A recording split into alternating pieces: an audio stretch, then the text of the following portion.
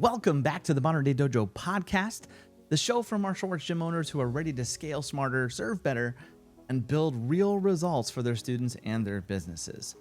So today we're going to be diving into something that might ruffle a couple of feathers. Well, it might ruffle all the feathers. I don't know, but it needs to be said. It's like that coach that pulls you aside and tells you something that really kind of cuts you to the bone and it hurts a little bit. But in the end, it is something that needs to be said.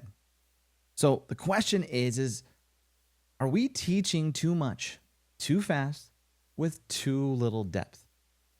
And in doing so, are we producing belts that look great in photos, but are struggling to really apply the skills that they learn in real world? And I think that's the point. I mean, honestly, if we're spending time, energy, money, resources into learning something, is it useful? Is it something that they're actually obtaining and learning so they can apply it? I'm not talking about do they know how to punch somebody in the nose or kick somebody or whatever. Listen, that's good and all, but are they taking the lessons that we're teaching them and really understanding how it applies? And yes, the self-defense techniques that we're teaching, are they really able to apply it under stress? That's the question, because we really want, if we're going to be preparing our students, we really want them to be prepared in those scenarios. So let me ask you a question. If you had half the time with your students, would your curriculum still produce belts that were worth their rank? When you and I were coming up through the ranks, and I believe that, this is true for most people growing up that grew up in the 80s, 90s, in the martial arts days, I believe that, I remember my classes, I had hour-and-a-half long classes as a kid, which my kid classes, we didn't have kids classes. It was kids mixed with adults, and it was just an hour-and-a-half long. When I got a little older, that transferred to 2-hour-long classes because we had more stuff that we were working on. And I was coming at least 3-4 times a week, sometimes more. If it was, we're training for a competition coming up, or if we're training for the belt testing, we would get in there more. Today, we have 45-minute long classes twice a week. And this came about, and I mean, when you look back at what we used to have, I've been running a school since the late 90s. And I remember my rent at that time was $900. And we had 2-3 classes a day. And they were pretty extensive classes. I mean, they were really tough classes. We were training, and that's what it was. But I had, I think, 75 to 100 students paying $100, which meant that we were able to make our bills. We were able to do anything. Nowadays, our rents are astronomical. Our expenses just for running a martial arts school, for purchasing items, for paying people, our insurance is extensive. It's huge.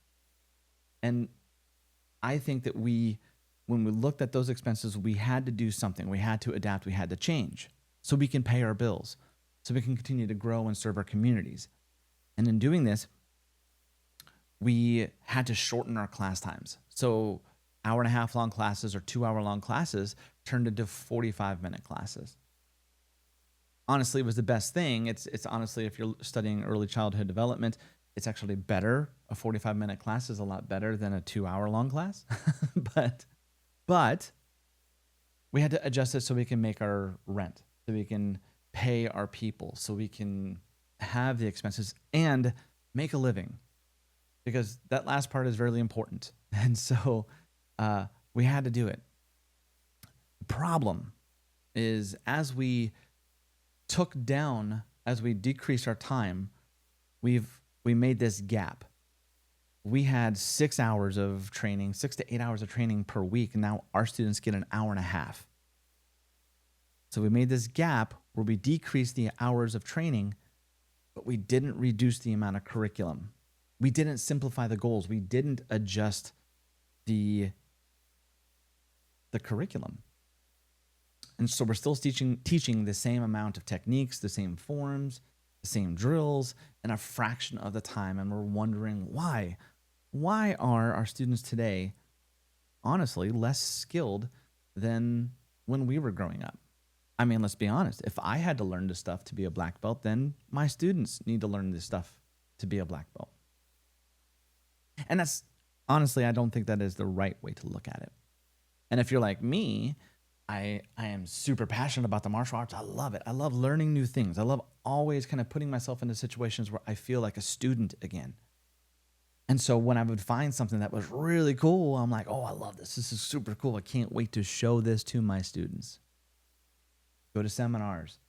You go to tournaments and you see somebody doing a new form and you're like, I have to learn that. And so you learn it. You find a teacher that will teach you and you train it and you add it to the curriculum. But we don't subtract. And we've subtracted the amount of time, but not the amount of techniques. It's like asking somebody to read War and Peace in the same amount of time it takes you to finish a YouTube video. It's really, I mean, honestly, it's kind of absurd. And you can see where this is going. I think as instructors, we've been conditioned, especially as experienced martial artists. We've been conditioned to believe that the more we show, the more valuable we are.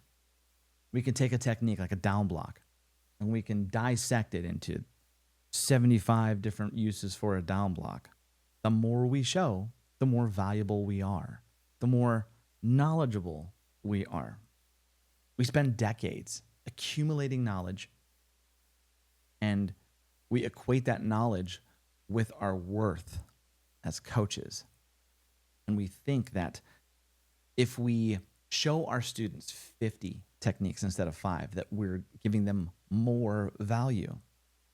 But honestly, when you look at it, it's backwards. Bruce Lee said it best. He said, I fear not the man who has practiced 10,000 kicks once, but the man who has practiced one kick 10,000 times. Now, I mean, if you're a martial artist, you can almost quote that. I mean, it's kind of almost cliche at times, but honestly, when you're looking at our curriculum, that's kind of exactly what we're doing. We're shoving 10,000 things into a requirement and expecting them to be good at it. And although our students may be able to recite 10,000 things, do they really understand it? Do they really know it? Let's look at a real world example here.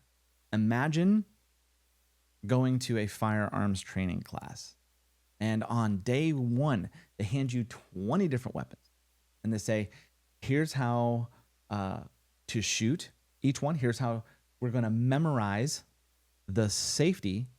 We're going to memorize the stance, the mechanics, break it down, teach you the maintenance of all 20 weapons. And then next month, you have a test to see how well you do with it. Would you feel at all confident walking out of that class? I wouldn't. Or would you rather spend an hour with one weapon, drilling it, understanding how it works, under stress, and building the actual confidence that's needed to be able to perform under pressure? You see, martial arts should be the same exact thing.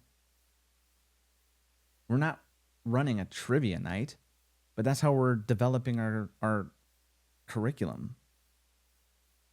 We're supposed to be developing high-performance humans. So we have to be, I think, brutally honest about how much time that we actually get with our students to be able to teach the curriculum that we want. Now, we may want to have this extensive, crazy, expansive curriculum that spans several different styles, that incorporates all these different things. That's what we want to do. We may have this beautiful picture in our head of a black belt in our school, something that we're going to be proud of.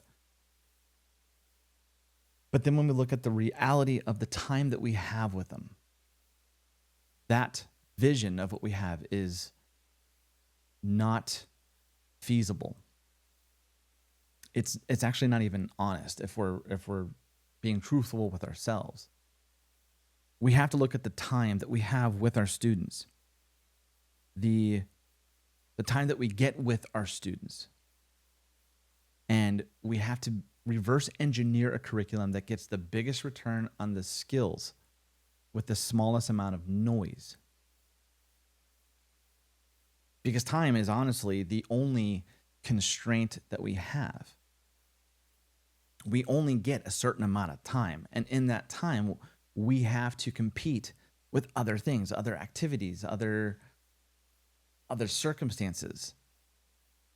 And we have to make sure that we're utilizing that time in the best way possible. Again, I would rather have somebody learn a couple techniques and know them exceptionally well than to have them know 275 plus techniques. That was on my black belt exam. My black belt exam had 275, I think it was 280, something like that, checks that they had to get. And these checks weren't all just one technique. There were 275 things, and a lot of those were combinations of things, memorizations of certain things, combos, tie combos, katas, all these different things. Now I want them to know a series of small things that they can do, but they just rock. That's what I want. You see, today, I think students are, especially kids and teens, are extremely overstimulated. Their attention spans are so much shorter, and parents are a lot more protective of their time and their wallets. So you're competing what you're competing with is not other martial arts schools. You're competing with other activities. The competition is so much higher. There's so many other things out there that are bidding for the time. So here's the rule, and I want you to really write this down. Write this down. If a student can't feel progress in the first 30 days, you're going to lose them in 60. And really think about that.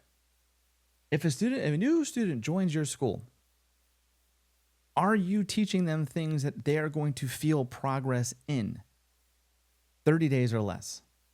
Are they going to feel like they're actually acquiring a skill, that what they're learning is something that's going to be useful? Because if you are not doing that within the first 30 days, and I think that's even being generous, you're going to lose them in 60. By the end of month 2, they're going to be out. And do this. If you're not tracking this already, this is jumping into kind of like the systems of things, but look at and see track when your students are exiting your school. And if it is not, if you are having students leave in the first belt, then you are failing at this. Your curriculum is not serving them. You are teaching them things that is not useful. Here's the thing. People don't quit when they feel like they're getting better. People don't go, oh, you know what? I'm getting really good at this karate stuff. I'm going to quit now because I want to do something else. No, they stay with it, because in the feeling of getting better at something, that's feeding their ego. That's feeding their pride. I'm prideful in this. And that's a good thing. I want them to have pride in what they're doing.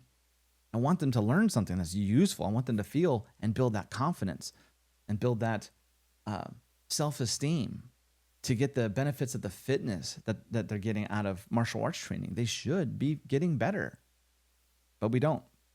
We're teaching them 30 different things for their next belt exam that happens in 2.5, 3 months. And by the time we switch the curriculum on them to go for their next belt requirements, they've forgotten half or all of the stuff that they learned before, and they're not getting better, and they quit. So it's not about lowering our standards. It's about tightening our focus. Think about shining a flashlight on something versus shining a laser. That's what we're trying to get to. I want them to be laser focused on the skills that we teach them.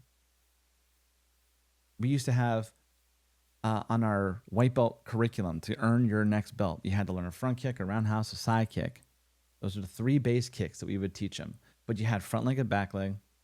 You had all of your core blocks, your high block, inside, outside, low block, knife hand block. We had different strikes, back fist, reverse punch, palm heel, hammer fist. We had all these different strikes. And I looked at our white belt curriculum. Oh, by the way, our stances, we had front stance, back stance, horse stance, attention, ready, rest. We had all these different stances. The base that you want to have every student to have so they can progress to different things. We had all of these different different techniques. And that was for the first 3 months. And yes, of course, we built on those skills later on. And they of course produced good students back in my day when I had 2 hours to teach them this. But it's not so now. Now for our basic white belt curriculum, I teach them a jab, a cross, and a front kick. And that's it. That's it. I teach them a jab, a cross, and a front kick. But I have several different ways that they use it on there. I teach them their core, and then I show them how to apply it, the application of it. So by the end of 1 or 2 weeks, they're knowing how to throw a jab. They're knowing how to throw a cross. They're knowing how to move. And they can actually deliver a punch that's actually good. And that's what you want. That's what you want. And they're rocking. Yes, we're in a transition. We made the switch from all that to a new way of doing things. I saw that it was wrong. What I was doing, I was forcing my ego on the students. And now that we're changing it, we're seeing them build skill. And we're watching our retention improve, especially in the first 30 days, which is great. That's what we want. So if you teach fewer techniques, but they actually learn them and they can apply them under pressure, then you are doing your job as a modern day dojo coach. You are delivering on the promises that you are saying that you're going to do. So if you're looking at your curriculum and saying, okay, hey, I have a lot of stuff, what do I do about it? Here's what we teach our clients in the modern day dojo. We teach to reduce the volume of curriculum that you have per rank. If it's not essential, cut it. If it doesn't build transferable skill, cut it. If it can't be taught, drilled, retained in your current class structure, then you cut it. You get rid of it. This means that if you have 40 different things for white belt, cut it. Like, reduce it down. Look at the time frame that you have. 45-minute classes twice a week. You have an hour and a half. Now, out of that hour and a half, you're going to spend 10 minutes of that hour and a half doing a warm-up. Then some of you guys have these extensive mat chats that last 10 minutes at the end of the class. Well, that's an extra 20 minutes. So now out of an hour and a half, you only have an hour that you're actually teaching skill. And then how many times you're actually drilling it and you're getting the reps in. So really be honest, brutally honest with how much time you actually have, and then create the curriculum around that. Another thing we teach is we stack skills. We don't sprinkle them. We don't just here's this, and then here's something completely different. And then here's this, and here's something completely different. We stack skills. So for us, if we're working on a jab cross, the next week, we're showing them the principles of the jab cross, and we're working on movement, but then also throwing that jab cross. We're stacking it. We're showing them how to use movement. And then we're going to be talking about defensive tactics. So like with that jab cross, they're going to be working on their straight covers. They're going to be working on jab cross. Well, now I'm open, so I need to cover, and then I'm returning with another cross or whatever. You get what I'm saying. We're stacking the skills. They're working on their movements. They're working on how to strike harder. They're working on speed. They're working on targeting. They're working on breath, core work, and the strength and the stability needed for each one of those techniques to be able to be useful. So you have to make sure that you are stacking your skills so they get better at them. Each technique should connect to the last. Every rank should build mastery over time, not just novelty every month. We teach that we need to build more reps and less variety. We've heard of this before. Anybody who's been around teaching for a while understands that we have to disguise repetition. Yes, we do, but that doesn't mean have so much variety in your class where you're doing 13 different things or even 3 different things.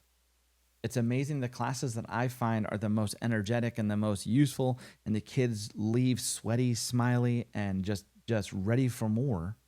They'll say, I can't believe this didn't seem like this was 45 minutes. I feel like we just started. Are the classes that I'm teaching one thing?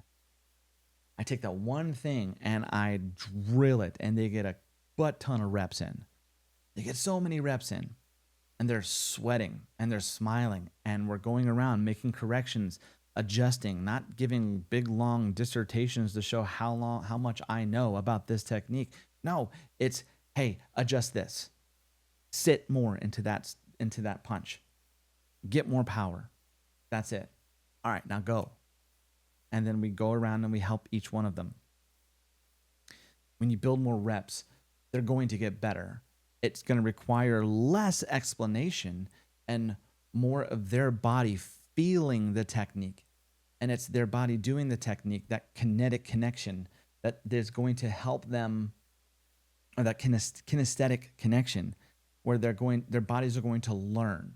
They're going to feel when they do it wrong. They're going to feel when they do it right, and their bodies will learn. So focus on drills that scale, that scale in complexity, that add stress, that add the ability for them to feel the change, not just drills that change every single week, because you're not going to build skill this way. You want to make time the anchor of your design, not the amount of stuff they have to know. You want to ask yourself, how much time do I have with the average student this month? Then design for that. Not your fantasy syllabus, not your fantasy curriculum. Look at the time. Time is your guide. And I want you to you're not just a teacher, you are a coach. There's a difference. A teacher can stand up in the front of the class and go over the technique. They can teach, and they can show you, this is why you do this technique. This is the weight distribution per leg. This is how you throw it. This is the mechanics of it. That's what a teacher can do. But a coach is somebody who is affecting change. At the end of the day, your value as a coach isn't in what you know. It's how effectively you can transfer skill to another person in the time that you're given.